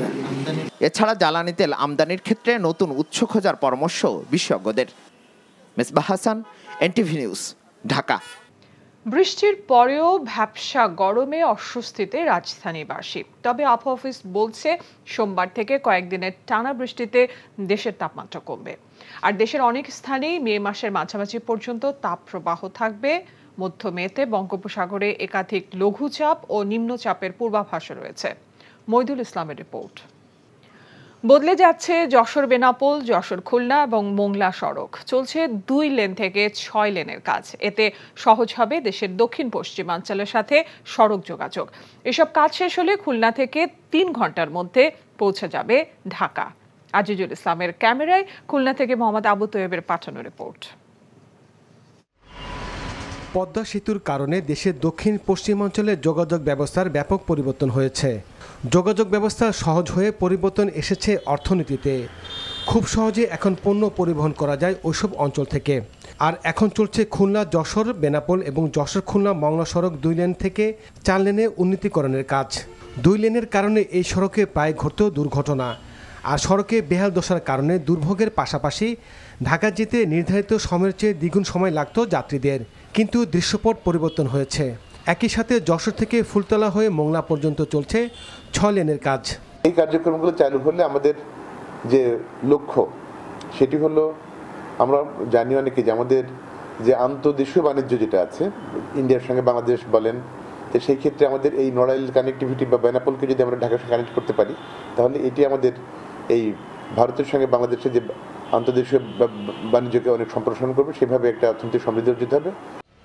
সড়ক দুটি প্রশস্ত হলে যোগাযোগ ব্যবস্থায় পরিবর্তন আসবে বলে জানালেন খুলনা 2 আসনের সংসদ সদস্য। তবে কাজের মান নিয়ে প্রশ্ন তুলেছেন খুলনা সড়ক পরিবহন মালিক শ্রমিক ঐক্য পরিষদের সভাপতি। আমাদের এই কাজ অনেক দূর আগিয়েছে। আমার মনে হয় যে শীঘ্রই সামনে আমাদের এই প্রক্রিয়া এবং এই টাকা স্যাংশন হয়ে আসবে। তাতে খুলনার মানুষ বিশেষ উপকার পাবে এবং আমাদের যেরকম এখন আমরা যেরকম 3 ঘন্টায় ঢাকায় যেতে পারছি, 1 ঘন্টায় গোপালগঞ্জ যাচ্ছি, সেরকম আমাদের খুলনার মানুষ দিনে যে দিনে ফিরে আসতে পারবে। রাস্তা করার সময় যে প্রযুক্তি ইউজ করা হয়েছে, যে ম্যাটেরিয়ালস ইউজ করেছে, এইগুলো জাস্টিফাই নয়। এখানে অনেক রকম কিন্তু জড়িত। কিন্তু আপনিও বোঝেন, আমিও বুঝি, আমরা সবাই বুঝি। দ্রুত কাজ শেষ করার দাবি এই রুটে চলাচলকারীদের। NTV news desk. 3 বছর পর কারাগার থেকে মুক্তি পেলেন হেফাজতে ইসলামের সাবেক কেন্দ্রীয় যুগ্ম মহাসচিব মাওলানা মামুনুল হক। সকালে গাজীপুরের কাশিমপুর কেন্দ্রীয় কারাগার থেকে জামিনে মুক্তি পান তিনি। তার মুক্তির খবরে কারাগারে ভিড় করেন কর্মী সমর্থকেরা।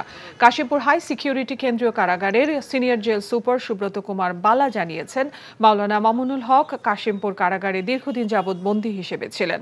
বৃহস্পতিবার বিকেলে তার জামিনের কাগজপত্র কারাগারে পৌঁছায়। অনেকগুলো মামলা থাকায় তা যাচাই বাছাই করা হয়। 2021 সালের 18 এপ্রিল মোহাম্মদপুরের মাদ্রাসা থেকে মাওলানা মামুনুল হককে গ্রেফতার করে পুলিশ। নেত্রকোনার কলমাকান্দায় উপজেলা পরিষদ নির্বাচনে স্থানীয় সংসদ সদস্যের অযাচিত হস্তক্ষেপ ও নির্বাচনী পরিবেশ নষ্ট করার অভিযোগে সংবাদ সম্মেলন করেছেন এক চেয়ারম্যান প্রার্থী।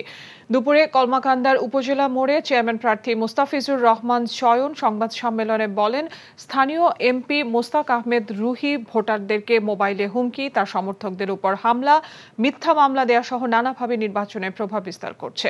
নির্বাচন অবাধ ও সুষ্ঠু করতে নির্বাচন কমিশন ও স্থানীয় নির্বাচন কর্মকর্তাদের হস্তক্ষেপ চেয়েছেন এই প্রার্থী। Assalamu alaikum. This is Afra Anjum welcoming you all to Evening News. You have just heard the Crown Cement headlines. Now let's move on to the details. Bangladesh has slipped 2 notches on the World Press Freedom Index as it has ranked 165th among 180 countries in the 2024 report, coming out at the bottom among the South Asian nations after Afghanistan. The country scored 27.64 out of 100 in the 2024 index published today by the Reporters Without Borders on the occasion of World Press Freedom Day. Bangladesh's score last year was higher at 35.31 rank, 163rd. Nepal now leads South Asia in press freedom, coming out 74th globally this year. It is followed by Maldives as it ranked 106th. The 4th place holder, Sri Lanka, ranked 150th. Pakistan stands 5th in the region, claiming 152nd position. India took the 6th position in the region and notched up to 159 globally from last year's 161st position, and India is followed by Bangladesh. বিকাশে কম খরচে cash আউটের limit বেড়ে 50,000, প্রিয় এজেন্টও 2টা। Bangladesh Met Office today issued again a country-wide heat wave alert message for the next 48 hours. The Met Office said the prevailing heat wave over Khulna, Rangpur, Rajshahi divisions and the western parts of Dhaka division may continue for the next 48 hours, commencing from 6 p.m. today. Due to increased moisture incursion, the discomfort may increase. Yesterday, Dhaka residents met with some respite as rain showers were reported in some areas. Last month, record-breaking temperatures resulted in the loss of lives due to heat stroke, public sufferings and closure of schools. Awami League General Secretary Obaidul Qadir has said BNP leaders can't free Begum Khaleda Zia for failing in street politics. He made the remarks at a press conference today. He also urged pro-liberation political parties to get united to face pressure from home and abroad. Qadir also said Awami League will follow the instructions of party chief Sheikh Hasina regarding the Upazila Council elections. He also said the ruling party has taken decision to observe the party's Diamond Jubilee and Sheikh Hasina's homecoming day.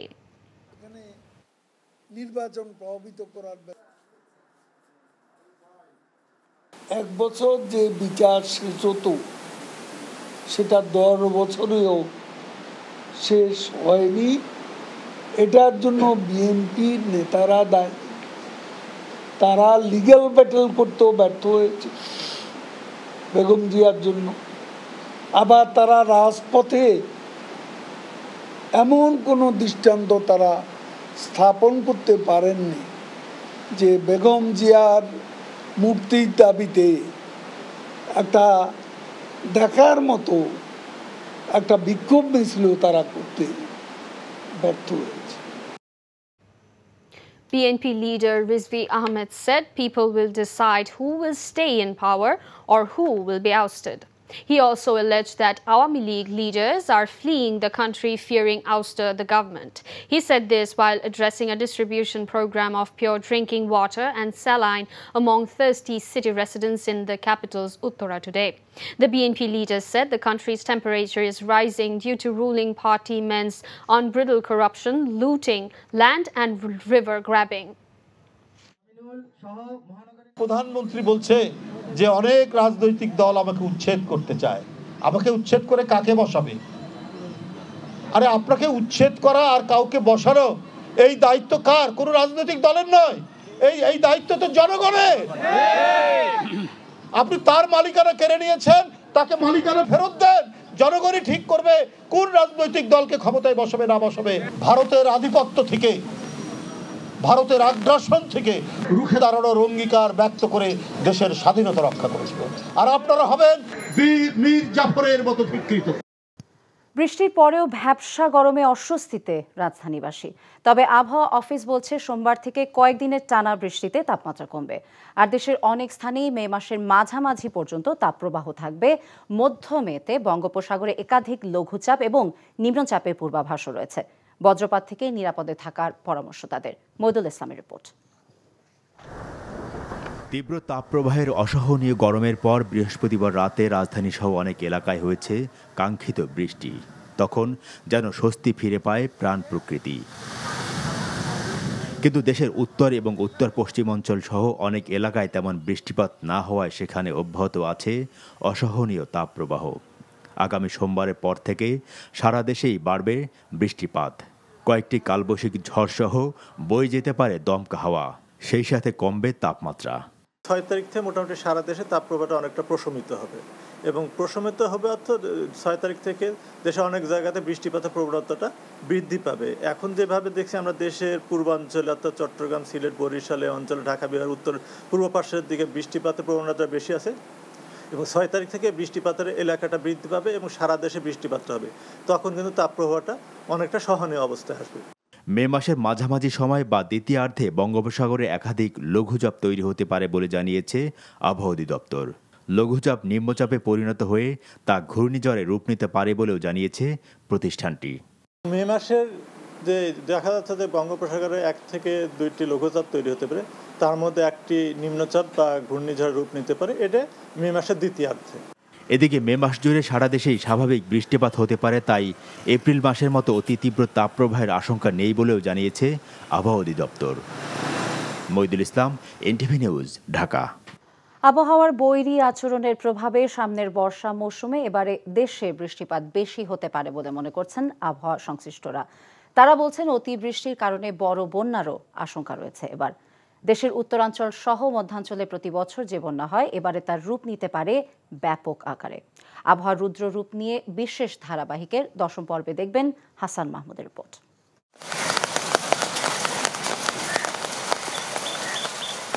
বৃষ্টি এ যেন স্বস্তি আর তাপপ্রবাহের শাস্তি থেকে মুক্তির পথ। আবহাওয়া অধিদপ্তরের পরিসংখ্যান বলছে গেল 43 বছরের মধ্যে সবচেয়ে কম বৃষ্টি হয়েছে এবারের এপ্রিলে, যার গড় ছিল মাত্র 1 মিলিমিটার। 1981 সালের পর দেশে এটাই সর্বনিম্ন বৃষ্টিপাতের রেকর্ড এবং দেশের শুষ্কতম মাসও ছিল এপ্রিল। সার্বিকভাবে গড়ের তুলনায় 2024-এর এপ্রিলে 81% কম বৃষ্টিপাত হয়েছে। এখন পর্যন্ত এপ্রিল মাসে আমাদের বৃষ্টিপাতই হয়নি এভাবে। প্রকৃতি কিন্তু সবসময় একটু ব্যালেন্সের চেষ্টা করে। বর্ষাকাল আসে আমাদের জুনের থেকে, সেজন্য আমরা এক্সপেক্ট করছি হয়তো এখন পর্যন্ত আমাদের যে এক্সপেকটেশন হয়তো জুন মাস থেকে কিছুটা বৃষ্টির প্রবণতা বাড়তে পারে। এল নিনো বিদায় নিলে লা নিনো যখন চলে আসবে তখন কিন্তু লা নিনোর প্রভাবে বৃষ্টির প্রবণতা কিছু বাড়তে পারে। দক্ষিণ এশিয়ার আবহাওয়া বিশেষজ্ঞদের সম্মেলনে এবার এই অঞ্চলে স্বাভাবিকের চেয়ে বেশি বৃষ্টি হবার কথা বলা হয়েছে। বাংলাদেশের উজানে ভারতের রাজ্যগুলোতেও বৃষ্টি বেশি হওয়ার সম্ভাবনা রয়েছে এবার, যার ফলে আসছে বর্ষায় দেশে এবার বন্যা পরিস্থিতির অবনতির আশঙ্কা রয়েছে বলে মনে করছেন সংশ্লিষ্টরা। কিছুদিন পর প্রচুর পানি আসবে আর বলা হচ্ছে যে পরিমাণ উষ্ণ আছে, এবার হচ্ছে যে রেইনফলটা অনেক বাড়বে। তাহলে সিলেটে 3 বছর আগে যে বন্যা হয়েছে সেটা দ্বিগুণ হবে আমরা এবার ভাবছি। কারণ কি না, আমরা আশঙ্কা করছি এবং এটা হওয়ার সুযোগ আছে, কারণ আমরা অলরেডি মৈঠামইনে একটা বড় রাস্তা, যেটা আমরা কিছুদিন আগে উৎসব করলাম, এটা একটি বড় বন্যার বাধা হয়েছে। বাওলাই নামে একটি নদী আছে, যেই নদী দিয়ে পানিটি নামে, সেই নদীর কিন্তু এত কিছু বলার পরও গত 3 বছর সেটা ড্রেজিং করা হয় নাই এবং সেটা পানি বের করার কোনো রাস্তা করা হয় নাই। দক্ষিণ এশিয়ার বেশিরভাগ দেশেই এবার বর্ষা শক্তিশালী হয়ে উঠবে বলেই মত আবহাওয়াবিদদের। 1997 সালে এল নিনো অর্থাৎ উষ্ণ প্রশান্ত মহাসাগরীয় জলস্রোতের কারণে দেশে তাপমাত্রা বেশি ছিল খরাও। তার পরবর্তীতে অতিবৃষ্টি এবং বড় বন্যা দেখা দিয়েছিল দেশে। আবহাওয়াবিদরা বলছেন এবারও সে ধরনের একটি আশঙ্কা রয়েছে বড় বন্যার আর অতিবৃষ্টিরও। তবে সে পরিস্থিতি কতটা দেখা যায় সেজন্য অপেক্ষা করতে হবে। হাসান মাহমুদ, এনটিভি নিউজ, ঢাকা। আওয়ামী লীগ সাধারণ সম্পাদক ওবায়দুল কাদের বলেছেন, বিএনপি নেতাদের মাঠের রাজনীতিতে ব্যর্থতার কারণেই তারা বেগম খালেদা জিয়াকে মুক্ত করতে পারেনি। দলীয় সভাপতি ধানমন্ডি কার্যালয় ব্রিফিংয়ে তিনি একথা বলেন। দেশি বিদেশি চাপ সামলাতে মুক্তিযুদ্ধের পক্ষের দলগুলোকে নিয়ে রাজনীতি করার কথাও বলেন তিনি। তামজিদ সুমনের রিপোর্ট।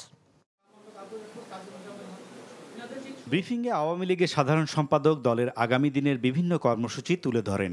জানান, আওয়ামী লীগের হীরক জয়ন্তী ও শেখ হাসিনার স্বদেশ প্রত্যাবর্তন উপলক্ষে কর্মসূচি পালন করা হবে।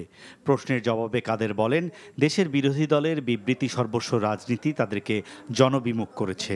আওয়ামী লীগের কারণে বেগম জিয়াকে বিদেশে পাঠানো হচ্ছে না, বিএনপির এমন অভিযোগের জবাব দেন তিনি। বলেন, আইনি যুদ্ধে ব্যর্থতায় আইনি ফাঁদে আটকে আছেন বেগম জিয়া। 1 বছর যে বিচার শেষ হতো সেটা 10 বছরেও শেষ হয়নি। এটার জন্য বিএনপির নেতারা দায়ী। তারা লিগ্যাল ব্যাটেল করতেও ব্যর্থ হয়েছে বেগম জিয়ার জন্য। আবার তারা রাজপথে এমন কোনো দৃষ্টান্ত তারা স্থাপন করতে পারেননি যে বেগম জিয়ার মুক্তির দাবিতে একটা দেখার মতো একটা বিক্ষোভ মিছিল তারা করতে ব্যর্থ হয়েছে। বিদেশি চাপ সৃষ্টিকারী দেশগুলো এখন নিজেরাই চাপে রয়েছে মন্তব্য করে কাদের বলেন, তাদের চাপ মোকাবেলায় আরও সুসংগঠিত ও ঐক্যবদ্ধ রাজনীতি করতে হবে। দেশের দায়িত্ব পালন করতে গিয়ে এই চাপগুলো তো আমরাই অনুভব করি। আমাদের আরও সুসংগঠিত হতে হবে, ঐক্যবদ্ধ হতে হবে। জোটের রাজনীতিও আমাদের 14 দলীয় জোট, এই রাজনীতিটা তো আমাদের মুক্তিযুদ্ধের পক্ষের শক্তি হিসাবে এদেরকেও আমাদের কাছে টানতে হবে। বাস্তব কঠিন পরিস্থিতিকে মোকাবেলা করতে হবে। উপজেলা নির্বাচনের বিষয়ে প্রধানমন্ত্রীর সুস্পষ্ট নির্দেশনা রয়েছে জানিয়ে তিনি বলেন, ভোট যেন কোনোভাবেই প্রভাবিত না হয় সেসব দায়িত্ব পালন করবে আওয়ামী লীগ। তামজিদ সুমন, এনটিভি নিউজ, ঢাকা। 7 জানুয়ারির ডামি সংসদ নির্বাচনের মতোই সারা দেশে প্রহসনের উপজেলা নির্বাচন আয়োজন করা হয়েছে দাবি করে জনগণকে নির্বাচন বর্জনের আহ্বান জানিয়েছে বিএনপি নেতারা। সরকার উৎখাতের ষড়যন্ত্র প্রসঙ্গে প্রধানমন্ত্রীর বক্তব্যের প্রতিক্রিয়ায় তারা বলেন, কাকে সরিয়ে কাকে ক্ষমতায় বসানো হবে সেই সিদ্ধান্ত নেবে জনগণ। আরও জানাচ্ছেন মিজান রহমান। রাজধানীর উত্তরায় সাধারণ মানুষের মাঝে বিশুদ্ধ পানি ও খাবার স্যালাইন বিতরণ অনুষ্ঠানে অংশ নিয়ে বিএনপির সিনিয়র যুগ্ম মহাসচিব রিজভী আহমেদ বলেন, দলীয় নেতাদের মিথ্যা মামলায় কারাগারে পাঠানো হলেও আন্দোলন অব্যাহত থাকবে। 7 জানুয়ারির ডামি নির্বাচনের মাধ্যমে রাষ্ট্র ক্ষমতা কুক্ষিগত করে রেখেছে অভিযোগ করে রিজভী আহমেদ বলেন, দেশবাসী একসময় ক্ষমতাসীন দলের সব অপকর্মের বিচার করবে। প্রধানমন্ত্রী বলছে যে অনেক রাজনৈতিক দল আমাকে উচ্ছেদ করতে চায়। আমাকে উচ্ছেদ করে কাকে বসাবে? আরে আপনাকে উচ্ছেদ করা আর কাউকে বসানো এই দায়িত্ব কার? কোনো রাজনৈতিক দলের নয়, এই দায়িত্ব তো জনগণের। আপনি তার মালিকানা কেড়ে নিয়েছেন, তাকে মালিকানা ফেরত দেন। জনগণই ঠিক করবে কোন রাজনৈতিক দলকে ক্ষমতায় বসাবে না বসাবে। আমাদের গাছপালা ধ্বংস করে সেখান থেকে যে টাকা, এই টাকাগুলো রাখবেন কোথায়? এই টাকাগুলো রাখার জন্য এই ক্ষমতাসীন দলের লোকরাই তারাই তো বিদেশ পাড়ি দিচ্ছে। এটাই তো খবরে আসছে, এটা তো মিথ্যা কথা নয়। এদিকে নয়াপল্টনে উপজেলা নির্বাচন নিয়ে বিএনপির হাইকমান্ডের সিদ্ধান্ত জানাতে আয়োজিত সংবাদ সম্মেলনে রিজভী অভিযোগ করেন, 7 জানুয়ারির ডামি সংসদ নির্বাচনের অনুকরণে প্রহসনের উপজেলা নির্বাচনের আয়োজন করা হয়েছে। ভোট হরণের একটি দেশে যেখানে আওয়ামী লীগ ক্ষমতায়, যারা ভোট বিশ্বাস করে না, সুষ্ঠু নির্বাচন বিশ্বাস করে না, তাদের অধীনে যারা নির্বাচন করতে চায় তারা তো মূর্খের স্বর্গে বাস করে। এই বাস্তবতায় বিএনপি মনে করে ক্ষমতালিপ্ত হাসিনার অধীনে উপজেলা নির্বাচনে আপনাদের অংশগ্রহণ কখনোই গণতন্ত্রকামী জনগণের আশা আকাঙ্ক্ষার সঙ্গে সঙ্গতিপূর্ণ হতে পারে না। এছাড়া জাতীয় প্রেস ক্লাবের সামনে আয়োজিত এক সমাবেশে বিএনপি চেয়ারপারসনের উপদেষ্টা জয়নুল আবদিন ফারুক বলেন, বিএনপিকে নিয়ে মিথ্যাচার করা হচ্ছে। এ সময় তিনি বলেন, সুষ্ঠু নির্বাচন হয়নি বলেই অতি বাম অতি ডান সবাই সরকারকে সরাতে চায়। জনগণ সরকারের উপর বিরক্ত জানিয়ে তিনি বলেন, আওয়ামী লীগকে ক্ষমতা ছাড়তেই হবে। হতাশ হওয়ার কিছুই নাই। পৃথিবীর ইতিহাসে আছে স্বৈরাচারেরা ষড়যন্ত্র করে সরকারি প্রশাসনকে ব্যবহার করে বিরোধী দলকে কিছুক্ষণের জন্য, কয়েকদিনের জন্য, কিছুদিনের জন্য দাবিয়ে রাখবে। বাংলাদেশের মানুষ এই পবিত্র জুম্মার দিন বলে যায় জেগে উঠবে, কারণ জেগে ওঠার সময় খুব কাছে। সংসদের চলতি অধিবেশনে তত্ত্বাবধায়ক সরকার বিল পাশ করার পর পদত্যাগ করে দেশের চলমান রাজনৈতিক সংকট থেকে বেরিয়ে আসার আহ্বান জানিয়েছেন বিএনপি নেতারা। Mizan Rahman, NTV news, Dhaka. আগামীকাল থেকে মাধ্যমিক স্কুল খুললেও তীব্র তাপপ্রবাহের কারণে এদিন বন্ধ থাকবে 25 জেলার শিক্ষা প্রতিষ্ঠান।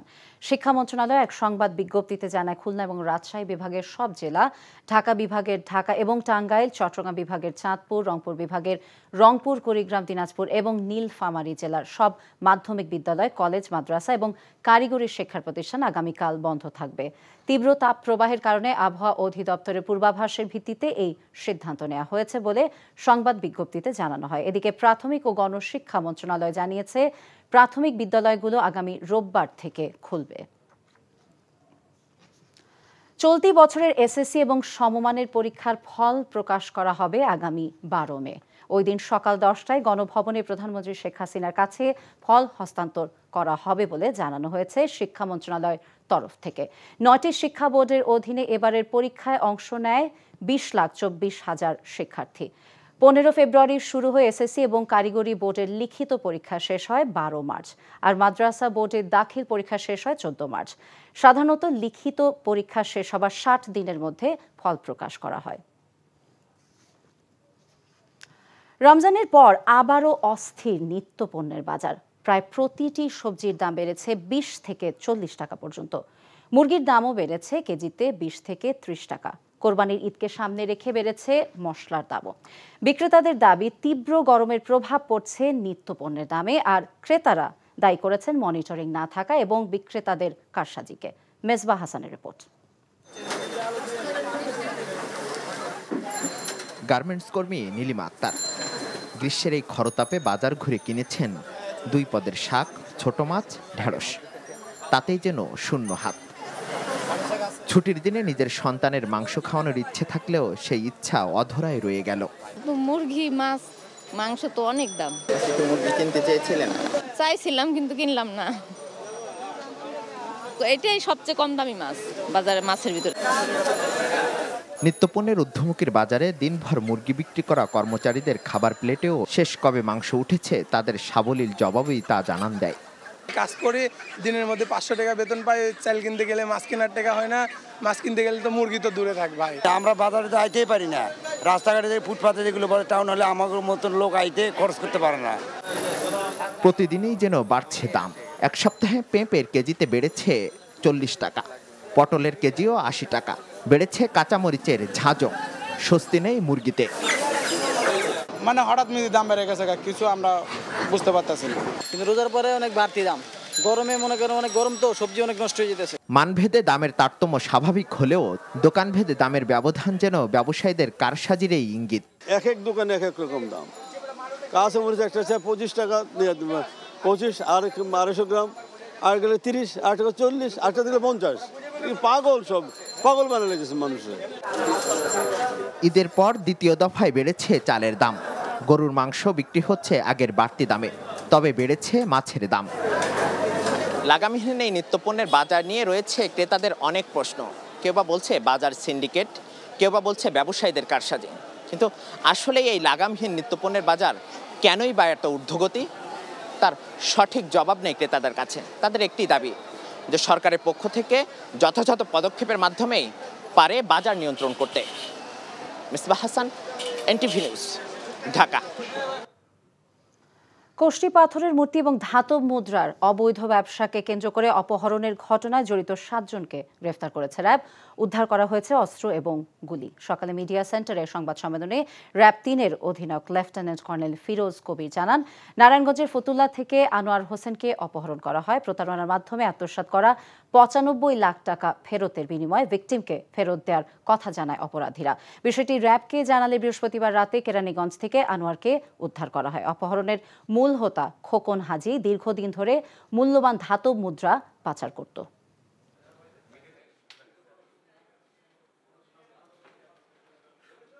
গ্রেফতারকৃত খোকন হাজির সাথে আরেকটু বিস্তারিত জিজ্ঞাসাবাদে জানা যায় যে 2015 সাল থেকেই তিনি মূল্যবান অবৈধ কোষ্ঠী পাথরের মূর্তি এবং দুষ্প্রাপ্য পিতলের যে ধাতব মুদ্রা সেগুলি পার্শ্ববর্তী দেশ ভারতে পাচার করে আসছিলেন। 2015 থেকে 2017 সাল পর্যন্ত এই 2 বছর সময়ে তিনি সফলভাবে 7টি চালান ভারতে পাচার করেছিলেন। মেহেরপুর সদর উপজেলা নির্বাচনে চেয়ারম্যান প্রার্থী আনোয়ারুল ইসলাম ছাড়া অন্য কাউকে ভোট দেওয়া যাবে না, অন্য কারো এজেন্টও থাকতে পারবে না বলে হুমকি দিয়েছেন জনপ্রশাসন মন্ত্রীর বড় ভাই এবং শহর আওয়ামী লীগের সভাপতি ইকবাল হোসেন বুলবুল। সম্প্রতি এক মতবিনিময় সভায় তার এমন বক্তব্য সামাজিক যোগাযোগ মাধ্যমে ভাইরাল হয়েছে। আপনাদের কাছে আশা করব এই আশরাফপুর গ্রামে কোনো এজেন্ট থাকবে না। আনোয়ারুল ভাইয়ের মার্কায় সিল মারা হবে, আর কোনো মার্কায় সিল মার্কা পাহাড়ি ঢলে সিলেট অঞ্চলে আকস্মিক বন্যার সম্ভাবনা দেখা দিয়েছে। এরই মধ্যে হাওরে পানি প্রবেশের সাথে বেশ কিছু নিম্নাঞ্চল প্লাবিত হয়েছে, বাড়ছে নদ নদীর পানি। তবে সময় মতো ফসল কেটে নেওয়ায় ফসলের বড় ক্ষতির ঝুঁকি নেই বলে জানিয়েছে কৃষি বিভাগ। সিলেটের প্রধান নদী সুরমা এবং কুশিয়ারার পানি কয়েকটি পয়েন্টে শুষ্ক মৌসুমের বিপদসীমার কাছাকাছি প্রবাহিত হচ্ছে। চলতি মৌসুমে এখন পর্যন্ত সিলেট অতিবৃষ্টি না হলেও ভারতের মেঘালয় পাহাড়ে অব্যাহত বৃষ্টির ফলে পাহাড়ি ঢলে বৃদ্ধি পাচ্ছে নদ নদীর পানি। এছাড়া পিয়াইন, ধলাই এবং সারি নদীর পানি উচ্চতা বেড়েছে বলে জানিয়েছে পানি উন্নয়ন বোর্ড। নেত্রকোনার কলমাকান্দায় উপজেলা পরিষদ নির্বাচনে স্থানীয় সংসদ সদস্যের অযাচিত হস্তক্ষেপ এবং নির্বাচনী পরিবেশ নষ্ট করার অভিযোগে সংবাদ সম্মেলন করেছেন এক চেয়ারম্যান প্রার্থী। দুপুরে কলমাকান্দার উপজেলা মোড়ে চেয়ারম্যান প্রার্থী মোস্তাফিজুর রহমান চয়ন সংবাদ সম্মেলনে বলেন, স্থানীয় এমপি মোস্তাক আহমেদ রুহি ভোটারদেরকে মোবাইলে হুমকি, তার সমর্থকদের উপর হামলা, মিথ্যা মামলা দেয়া সহ নানাভাবে নির্বাচনে প্রভাব বিস্তার করছে। নির্বাচন অবাধ এবং সুষ্ঠু করতে নির্বাচন কমিশন এবং স্থানীয় নির্বাচন কর্মকর্তাদের হস্তক্ষেপ চেয়েছেন এই প্রার্থী। বিকাশে কম খরচে ক্যাশ আউটের লিমিট বেড়ে 50,000, প্রিয় এজেন্টও 2টা।